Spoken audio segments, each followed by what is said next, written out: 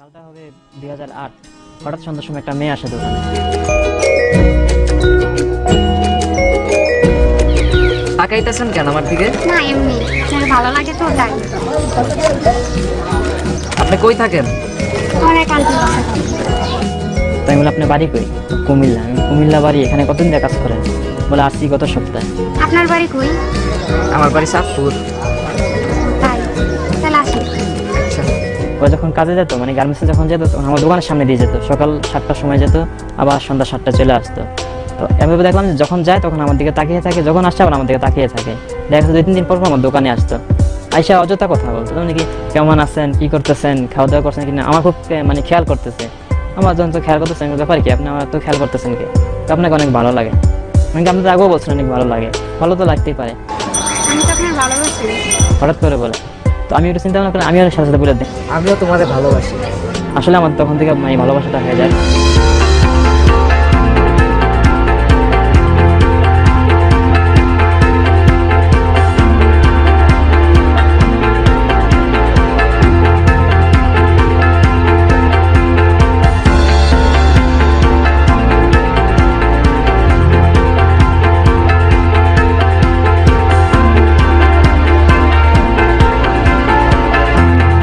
আমাদের প্রায় সম্পর্ক তখন 6 মাসের উপর হয়ে গেছে।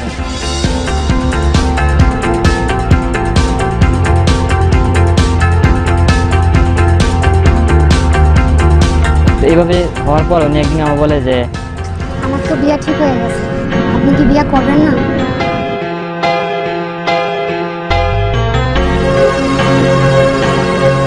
আমিও তোমার কেমনে বিয়া করুম? আমার তো বিয়ার বয়সই হয়নি। তাইলে কি আমরা এমনি থাকুন? আচ্ছা, তুমি তো গার্মেন্টস থেকে আইছো, তুমি এখন বাসায় যাও, এটা লয়ে আমরা পরে কথা কইতেছি।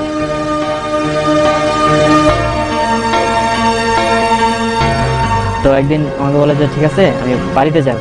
তখন 2009 হবে।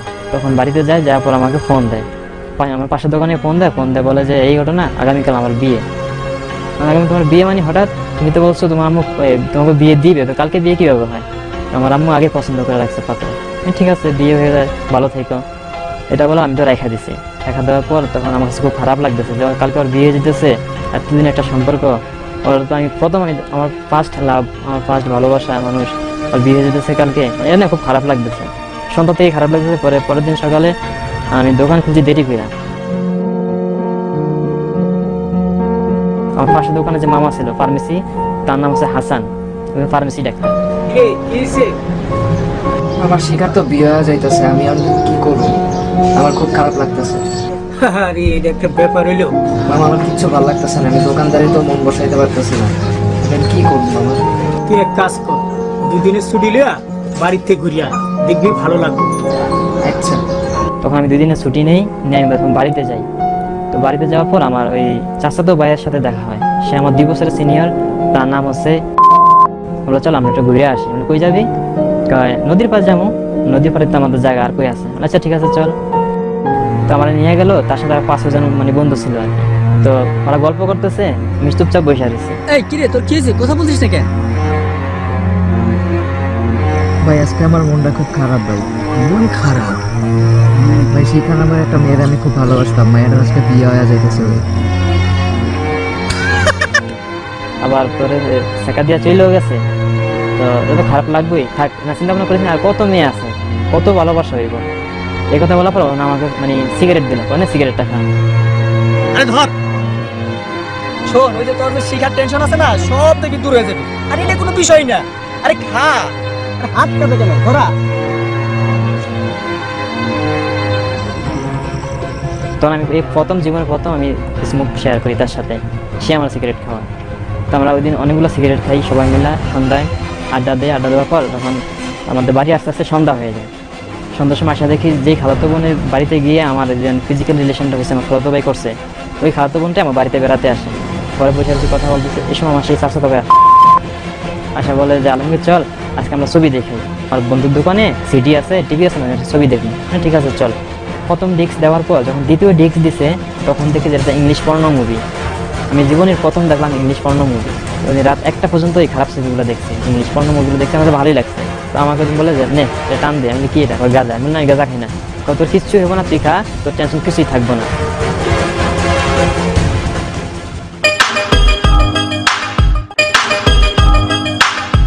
তো আমি রাত্রে 1টার সময় বাড়িতে যাই। তো এক রুমে আমার মা, আমার 2 বোন, আমার ছোট ভাই ঘুমাইছে। আর এক রুমে আমার ওই সে খালাতো বোন, তার ছোট মেয়ে আর আমি একই রুমে, একই চৌকিতে। তো আমি যত ওই যে খারাপ যে ছবিগুলো দেখছি, এখন এগুলো আমার মাথার ভিতরে কাজ করে। গভীর রাতে আমি আমার আপুর শরীরের উপরে উঠেছি, তখন সে আমাকে ধাক্কা দিয়ে নিচে ফেলে আনে।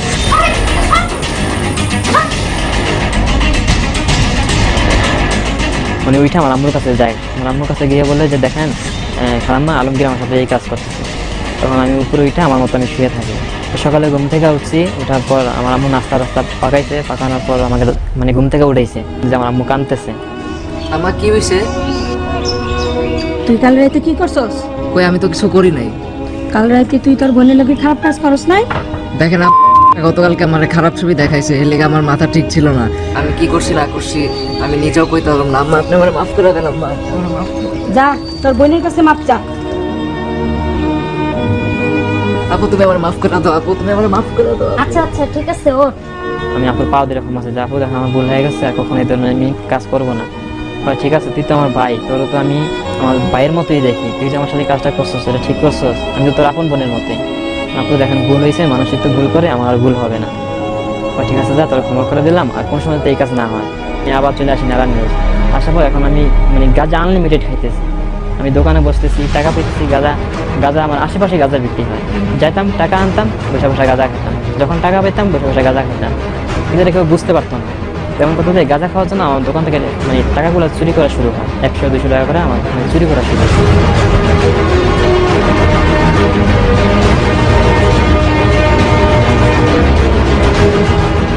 আমি যেই মেসে খাইতাম, আমি তাকে আন্টি বলে ডাকতাম আর কি। তো তার হাজব্যান্ড 2টা বিয়ে করে, একটা থাকে তার মতলব, আর একটা হচ্ছে এখানে নারায়ণগঞ্জে থাকে। তো ওই তার হাজব্যান্ড তার পরের স্ত্রীকে নিয়ে মতলবেই থাকে। তো তার 2টা মেয়ে ছিল, একটা মেয়ে গার্মেন্টসে কাজ করে, একটা মেয়ে বিয়ে হয়ে গেছে, আর তার 4 বছর একটা ছেলে ছিল। তখন আমি আমার আন্টিকে মানে আন্টির সাথে খারাপ কাজ করার একটা উদ্দেশ্য আমার মানে আসে আর কি মাথায়, যে তার সাথে আমি খারাপ কাজটা করবো, কিভাবে করা যায়। এটা আমি নিজে নিজে একটা প্ল্যান করতেছি যে এই খারাপ কাজটা কিভাবে করা যায় তার সাথে। ওই আমার পাশে যে ফার্মেসির দোকান ছিল, তো মাঝে মাঝে আমি ফার্মেসির দোকানে গিয়ে বসতাম, আমাকে জিজ্ঞেস করতাম। আচ্ছা মামা, ওই যে ওষুধটা ওটার নাম কি? ওটা মাথা ব্যথার ট্যাবলেট। আর এইটা? ওইটা ওই যে শরীর মুড়া হয়। মামা ঘুমের ট্যাবলেট কি আছে তোমার কাছে? এই যে এটা আছে। এটা খাইলে যদি 5টা খায় কমসে কম 5 ঘন্টা ঘুমাইবো। 5 ঘন্টা ঘুমাইবো কথা। আমার দোকান থেকে 1 প্যাকেট ট্যাবলেট নিয়ে, উনি জানে না। পাশাপাশি ছিল, উনি দোকান থেকে কোথাও গেছে, আমি দোকানে ওইটা ওনার কাছ থেকে ওই বাক্স থেকে 1 পাতা ট্যাবলেট চুরি করে নিয়ে আসি। মানে এটা ফাঁকি করে আমি কাগজে রাখছি, উনি যখন সুযোগ পাই তখনই আমার আন্টিকে খাওয়াবো। তো উনি আবার টিভি দেখার খুব লোভ ছিল, আমার বাসায় টিভি ছিল, ওই যে নাটকগুলো হয়তো আপনার ভারতীয় বাংলা নাটকগুলো দেখতো। আর অনেক চা খেত, সীমাহীন চা খেত, একটু পর চা খেত। তো রুমে গেছি, কেউ নেই, রুম ফাঁকা। আমি রুমে গিয়ে তাড়াতাড়ি পকেট থেকে আপনার ওই যে ঘুমের ট্যাবলেটের পাউডারগুলো বাইর করে আমি সাইফ্লাক্সে দিয়ে দিছি।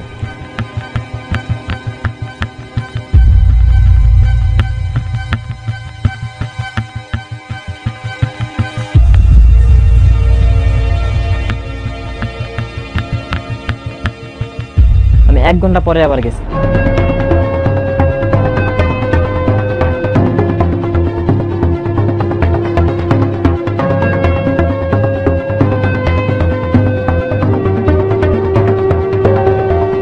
যখন যাই তার বাসায় গিয়ে দিয়ে আন্টি ঘুমিয়ে গেছে, তখন আমি আন্টিটা অনেক করি আর কি, জাগানোর জন্য নাড়াচাড়া করে দেখে তার কোনো খবর নেই।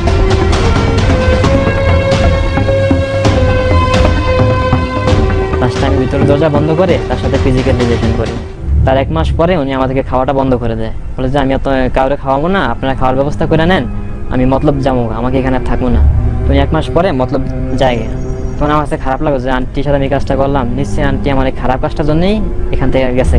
2010 সালের প্রথমেই তখন আমার দোকানে একটা ছোট মেয়ে আছে, মানে ছোট মেয়ে আসতো আর কি। ওখানে আসলে আমি একটা চকলেট দিতাম, একটা কলা দিতাম বা একটা বিস্কুট দিতাম, মানে খুশি থাকতো সবসময়, আমাকে ভাইয়া বলে ডাকতো।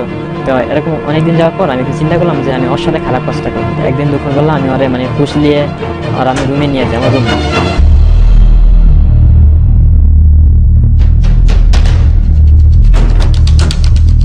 রুমে যখন নিয়ে যাই, যখন আমি তার সাথে খারাপ কাজটা করবো, মানে ফিজিক্যাল রিলেশন যখন করবো, তখন পাশের থেকেই জলদি করে দরজা খুলে দিই, কারণ দেরি করলে তো অনেক লোকজন আইসা করবো, তখন তো এটা আমার সমস্যা হতে পারে। যখন জলদি করে দরজা খুলে দিই তো 2 জন লোক। ওই তুই ছোট মেয়েটার রুমে আছিস কেন? ওই আইছে না তুই নিয়ে আইছস? যে ভাইয়া এমন ঘটনা, আর আমি আনছি, ঠিক আছে এটা আমি ভুলে গেছে, আমাকে মাফ করে দেবে। আর তোরা আমরা এত ভালো জানি, তুই এলাকায় এত ভালো একটা ছেলে, এতদিন ধরে দোকানদারি করস, কখনো তোর নামে খারাপ কিছু শুনি নাই। আর তুই একটা ভালো ছেলে হইয়া এই মেয়েটার সাথে তুই খারাপ কাজ করতে আইসস, তোর কি বিবেক একটু বাদে না?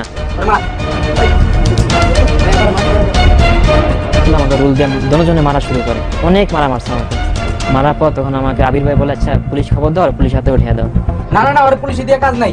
ওর পুলিশে দিলে এই মেয়েটার পরিবারের সমস্যা হতে পারে। ওর কাছে টাকা পয়সা রেখে ছেড়ে দে। আর ওনারা কি করে, ওই ছোট মেয়েটারে হাতে 20 টাকা দিয়ে, আম্মু তুমি যাও কারো কিছু বললো না।